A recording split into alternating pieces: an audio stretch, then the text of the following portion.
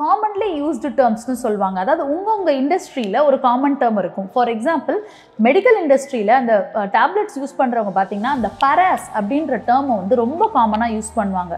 So உங்கள் இண்டஸ்ட்ரியில் ஏதாவது காமனாக யூஸ் பண்ணுற டேர்ம் இருந்தால் அது ரொம்ப முக்கியமானது. பர்சனல் நேம் நம்மளுடைய பேரையே ரெஜிஸ்டர் பண்ணுறது, நம்ம தாத்தா பேரை ரெஜிஸ்டர் பண்ணுறது, அந்த மாதிரி நீங்கள் ட்ரை பண்ணிங்கனாலும் அந்த நேம்ஸ் ரெஜிஸ்டர் பண்ண முடியாது. நிறைய பேர் ஹெல்த் கேர் இண்டஸ்ட்ரியில் இருக்கிறவங்க என்ன பண்ணுவாங்கன்னா அந்த ப்ளஸ் சிம்பிளை வந்து யூஸ் பண்ணுவாங்க. ஏன்னா ப்ளஸ் சிம்பிள் வந்து ரெட் கிராஸ், ப்ளூ கிராஸ் அந்த மாதிரி இருக்க சிம்பிள்ஸ் எல்லாம் யூஸ் பண்ணும்பொழுது நாங்கள் ஹெல்த் கேரில் இருக்கோம் நீங்கள் தெரிவிக்கலாம்னு நினைப்பீங்க. பட் ஆனால் ஸோ நீங்கள் உங்கள் சூஸ் பண்ணுற நேமை யூனிக்காக சூஸ் பண்ணணுங்கிறது தான் நாங்கள் பிகினிங்லேருந்தே நிறைய வீடியோஸில் இன்சிஸ்ட் பண்ணிக்கிட்டே இருக்கோம்.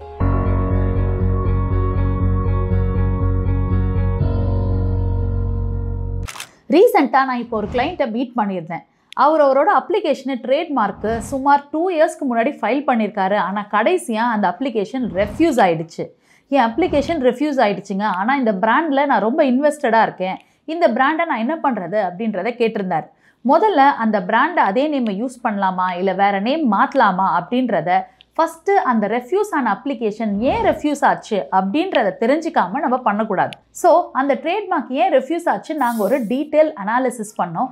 அந்த அனாலிசிஸும் அந்த காரணங்களையும் தான் இந்த வீடியோவில் நான் உங்களுக்கு ஷேர் பண்ண போகிறேன். நான் ரோஹினி ஸ்ரீ, உங்கள் இன்டெலெக்சுவல் ப்ராப்பர்ட்டி லாயர்.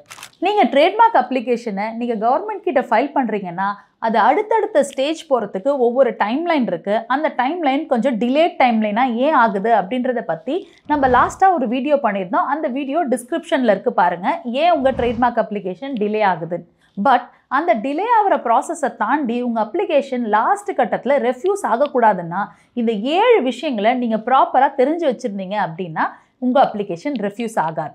நம்பர் 1, உங்கள் ட்ரேட்மார்க் அப்ளிகேஷன் மற்ற நேம்ஸோட ஐடென்டிக்கலாவோ சிமிலராகவோ இருக்கக்கூடாது. நீங்கள் உங்கள் ட்ரேட்மார்க்கை ஒரு பிஸ்னஸில் அப்ளை பண்ணுறீங்க. ஃபார் எக்ஸாம்பிள் நான் ஒரு ஹோட்டல் வச்சுருக்கேன், அந்த ஹோட்டல் பிஸ்னஸில் அப்ளை பண்ணுறேன் அப்படின்னா உங்களை மாதிரியே சிமிலராகவோ ஐடென்டிக்கலாவோ வேறு யாராவது அதே கேட்டகரியில் அந்த நேம்ஸ் வச்சுருந்தாங்கன்னா அந்த நேம் உங்களுக்கு தராமல் போகிறதுக்கான வாய்ப்பு இருக்குது. அது ஒரு ரெஃப்யூசலுக்கான கிரவுண்டாக இருக்கலாம். ஸோ நீங்கள் உங்கள் சூஸ் பண்ணுற நேமை யூனிக்காக சூஸ் பண்ணணுங்கிறது தான் நாங்கள் பிகினிங்லேருந்தே நிறைய வீடியோஸில் இன்சிஸ்ட் பண்ணிக்கிட்டே இருக்கோம். நீங்கள் மற்ற சிமிலர் பிராண்ட்ஸை மாதிரியே நான் காப்பி பண்ணிக்கிட்டேன்னா அவங்களோட கஸ்டமர்ஸ் எனக்கு வந்துடும். இல்லை ஐடென்டிக்கலாக நான் வச்சேன்னா திடீர்னு நான் பிஸ்னஸ் ஆரம்பித்தோன்னே எனக்கு நிறைய கஸ்டமர் பேஸ் கிடைக்கும் நீங்கள் ஸ்டார்ட் பண்ணிங்கன்னா அந்த பிராண்டே நீங்கள் யூஸ் பண்ண முடியாத அளவுக்கு ட்ரேட்மார்க் ரெஃப்யூஸ் ஆகும். ஸோ உங்கள் பிராண்ட் நேமை நீங்கள் சூஸ் பண்ணும்பொழுது மற்ற நேம்ஸோட சிமிலராக இல்லாமல் தனித்துவமாக இருக்கணும்.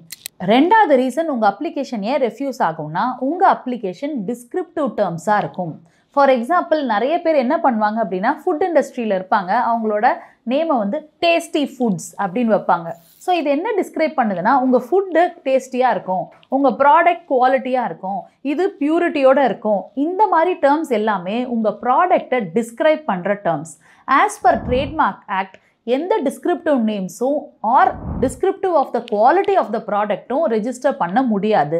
ஸோ உங்கள் அப்ளிகேஷன் டைரெக்டாக ரெஃப்யூஸ் ஆகும். Number 3, generic terms, common terms or dictionary terms. இந்த 3 டேர்ம்ஸ்லையும் நீங்கள் உங்கள் ட்ரேட்மார்க் நேமை வச்சுருந்தீங்கன்னா அப்பையும் உங்கள் அப்ளிகேஷன் ரெஃப்யூஸ் ஆகும்.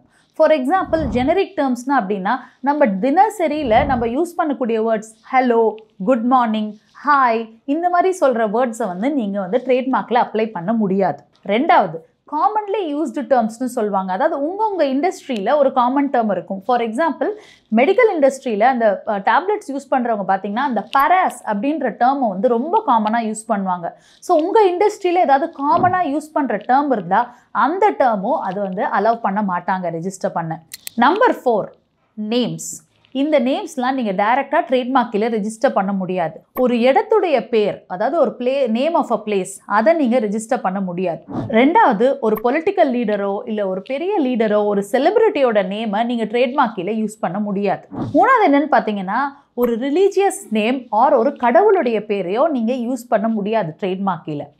நான்காவது ரொம்ப முக்கியமானது பர்சனல் நேம், நம்மளுடைய பேரையே ரெஜிஸ்டர் பண்ணுறது, நம்ம தாத்தா பேரை ரெஜிஸ்டர் பண்ணுறது, அந்த மாதிரி நீங்கள் ட்ரை பண்ணிங்கனாலும் அந்த நேம்ஸ் ரெஜிஸ்டர் பண்ண முடியாது.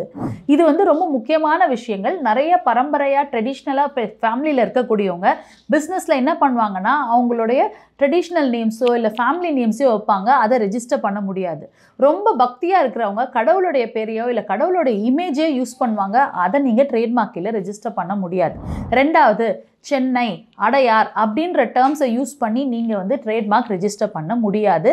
அது உங்களோட லோக்கல் சிட்டியாக இருந்தாலும் சரி, கண்ட்ரியாக இருந்தாலும் சரி, அந்த மாதிரி நேம்ஸ் வந்து ரெஜிஸ்டர் பண்ண முடியாது.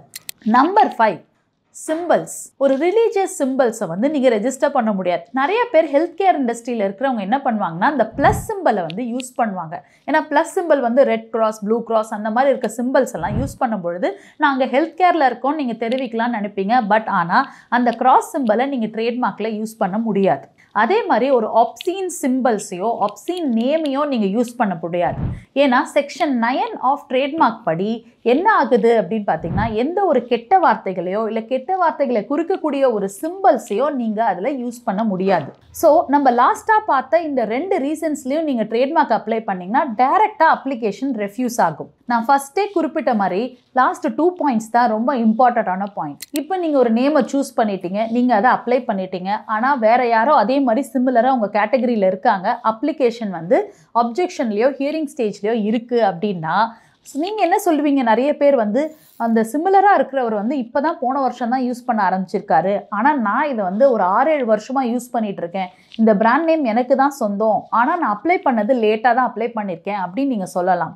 பட் அந்த கட்டத்தில் என்ன ஆகும் அப்படின்னு பார்த்தீங்கன்னா, அந்த 6 வருஷம் நீங்கள் யூஸ் பண்ணதுக்கான ப்ராப்பர் எவிடன்ஸை அப்ஜெக்ஷன் பீரியட்லேயோ இல்லை ஹியரிங் டைம்லேயோ நீங்கள் சப்மிட் பண்ணலை அப்படின்னா உங்கள் அப்ளிகேஷன் ரெஃப்யூஸ் ஆகும். நிறைய பேர் நான் யூஸ் பண்ணுறேன்னு சொல்லுவாங்க பல வருஷங்களாக, ஆனால் சப்போர்ட்டிவ் எவிடன்ஸ் சப்மிட் பண்ணலை, ப்ராப்பரான டைமில், அதாவது அப்ஜெக்ஷன் பீரியட்லேயோ இல்லை ஹியரிங் டைமில் அந்த ஹியரிங் ஆஃபீஸர் கொடுக்குற டைமில் நீங்கள் சப்மிட் பண்ணலைன்னா உங்கள் ட்ரேட்மார்க் அப்ளிகேஷன் ரெஃப்யூஸ் ஆகும்.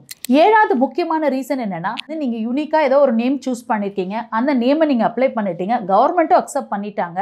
பட் அப்ளிகேஷன் ஜேர்னலில் பப்ளிஷ் ஆகும்பொழுது யாரோ ஒருத்தர் உங்கள் அப்ளிகேஷனை அப்போஸ் பண்ணுறாங்க. நிறைய மல்டிநேஷ்னல் கம்பெனிஸ் பார்த்தீங்கன்னா ஃபாரினில் நிறைய இடத்துல அவங்களோட நேம்ஸ் ப்ரெசன்ஸாக இருக்கும். நீங்கள் என்ன நினைப்பீங்க? அந்த நேமை கொண்டு வந்து நான் இந்தியாவில் யூஸ் பண்ண ட்ரை பண்ணுறேன் அப்படின்னு நீங்கள் ட்ரை பண்ணியிருப்பீங்க. இந்தியாவில் இருக்கவங்களுக்கோ இல்லை உங்களோட அட்டார்னிக்கோ அந்த நேம் தெரியாமல் இருந்திருக்கும். ஸோ ட்ரேட்மார்க்கை நீங்கள் அப்ளை பண்ணும்போது ஆப்போசிஷனில் அந்த விஷயம் வரும்.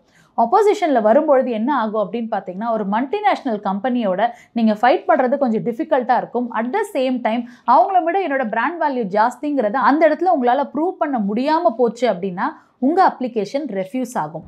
இதை தான் பிகினிங்லேருந்தே சொல்கிறோம். ஃபாரினில் இருக்க ஏதோ ஒரு நேமு அங்கே பாப்புலராக இருக்கும், நான் இந்தியாவில் கொண்டு வந்து யூஸ் பண்ணுறேன் அப்படின்னு நினச்சி யூஸ் பண்ணாதீங்க. நீங்களாக தனித்துவமாக யூனிக்காக சூஸ் பண்ணுங்கள். இந்த மாதிரி அப்போசிஷனில் நிறைய மல்டிநேஷ்னல் கம்பெனிஸ் அப்போசிஷன் ரைஸ் பண்ணி அப்ளிகேஷன் ரெஃப்யூஸ் ஆனதை நாங்கள் நிறையா பார்த்துட்ருக்கோம். அதனால தான் நான் உங்களுக்கு சொல்கிறேன், நீங்கள் உங்கள் நேமை தனித்துவமாக உங்களுடைய க்ரியேட்டிவிட்டி மூலமாக க்ரியேட் பண்ணி யூஸ் பண்ணிங்கன்னா அப்ளிகேஷன் ரெஃப்யூஸ் ஆகாது. இதை தாண்டி இந்த ஸ்டேஜில் என் அப்ளிகேஷன் ரெஃப்யூஸ் ஆகிடுச்சு, என் நேம் எப்படி சூஸ் பண்ணணும், ஃபர்தராக இதை எப்படி அப்ரோச் பண்ணணும்னு நீங்கள் தெரிஞ்சுக்கணும்னு விருப்பப்பட்டீங்கன்னா இங்கே இருக்க நம்பருக்கு கால் பண்ணி எங்களோட கன்சல்ட் பண்ணுங்கள். இதை தாண்டி வேறு ஏதாவது டவுட்ஸும் உங்களுக்கு இருந்ததுன்னா கீழே இருக்க கமெண்ட் பாக்ஸில் கமெண்ட் பண்ணுங்கள். நான் ரோஹிணி ஸ்ரீ, உங்கள் இன்டெலெக்சுவல் ப்ராப்பர்ட்டி லாயர்.